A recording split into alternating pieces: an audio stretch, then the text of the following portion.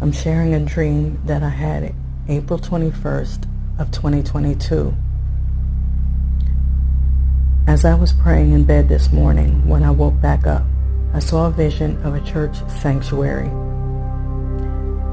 And it looked similar to a church that I attended back home. This area was in the baptistry area in the sanctuary. Upon closer look, it was shaped like a toilet commode, and the cover was shaped like a toilet lid. So the baptistry itself was basically a vision of a toilet. After, I was perplexed, but immediately the set-apart spirit gave me the understanding. Because people in churchianity are not worshiping the true and living Yah, the baptistry has become a cesspool. People are being baptized in the name of lies, Ha-Satan.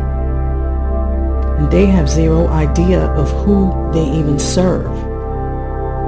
The chosen people, the true Israelites, continue to be given over to a reprobate mind and are being destroyed for lack of knowledge and acceptance of the truth. Yahushua HaMashiach is who they are to be worshiping. So this was the dream that I had. Literally, now today, it's exactly 2 years ago. And I wouldn't necessarily call it prophetic because we know even at that time and prior, there's been a steady and swift decline of the Christian church.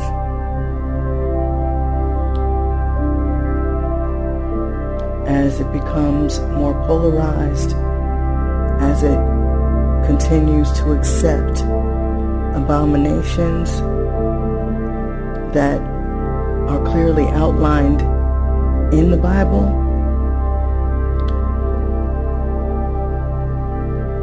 as it continues to blur the lines between what is good and what is evil, more of these things are going to come to pass.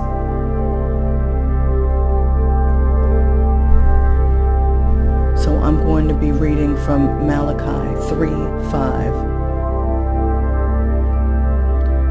And I shall draw near to you for right ruling, and I shall be a swift witness against the practicers of witchcraft, and against adulterers, and against them that swear to falsehood, and against those who oppress the wage earner in his wages, and widows and the fatherless, and those who turn away a sojourner and do not fear me, said Yahuwah Sebaoth of hosts. Going on to verse 6, for I am Yahuwah, I shall not change, and you, O sons of Yaakov, or Jacob, shall not come to an end.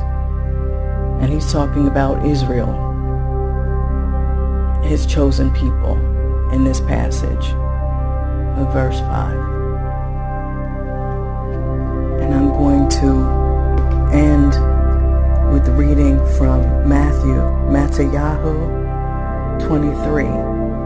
And this was Yahushua speaking to the scribes and the Pharisees directly. Although he was addressing a crowd, he was also addressing the wickedness of the scribes and the Pharisees.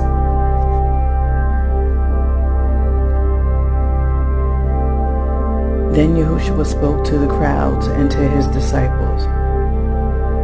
The scribes and Pharisees sit in Moses's or Moshe's seat.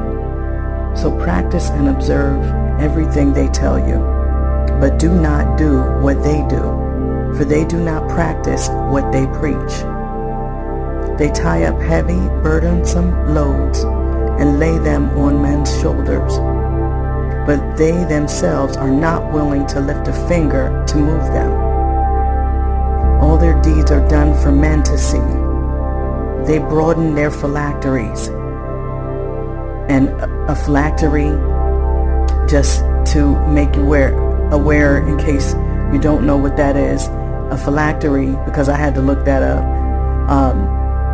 is the box, the little box that the current occupants of the land in Israel, the Orthodox, I should say, they wear the little black box on their head, and it contains scripture.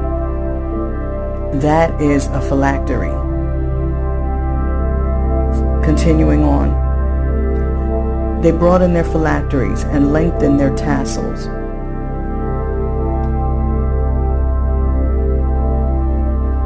And so in regard to the tassels, or the tzitzit, the tassels show the elders, if you will, and or the knowledge, the teachers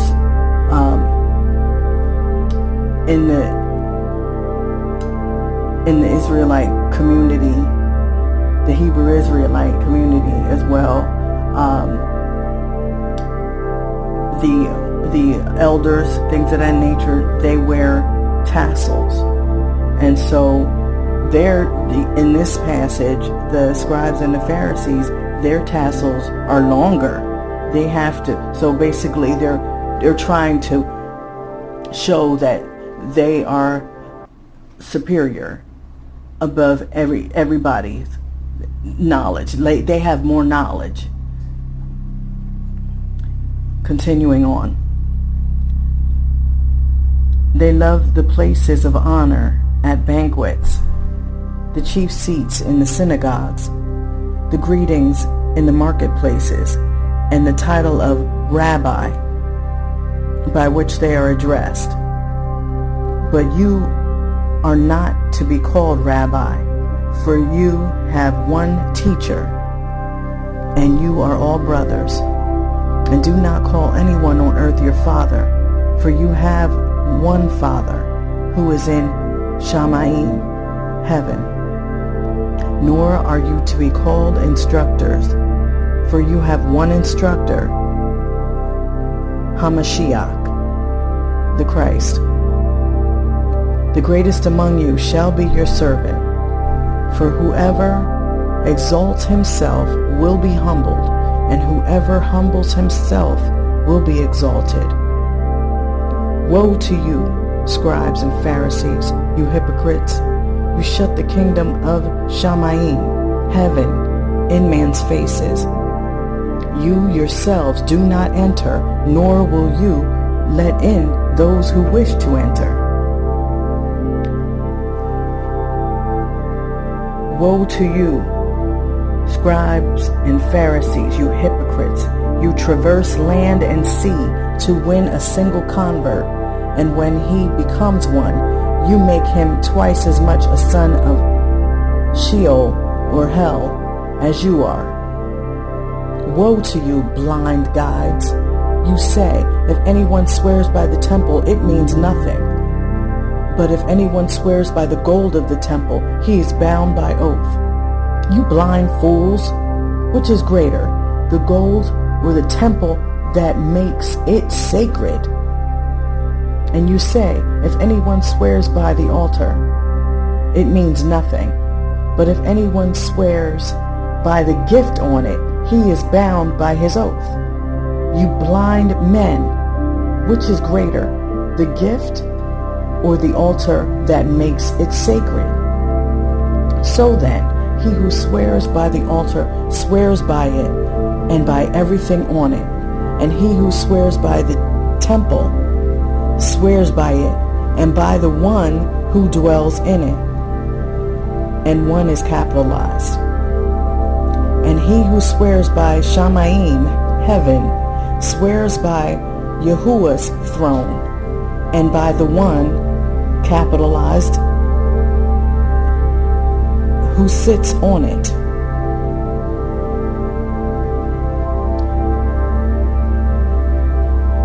I'm jumping down here, and forgive me, I'm reading from the Berean Reader's Bible, and they don't give you the scripture number, so I apologize for that.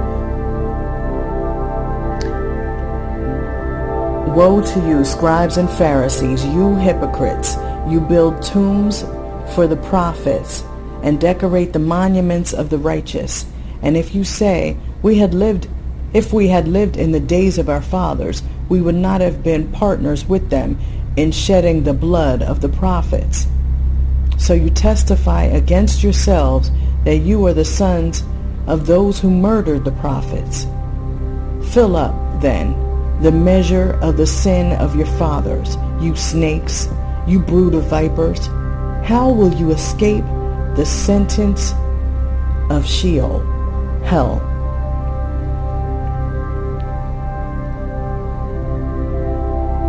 And again, that was reading from Matthew 23.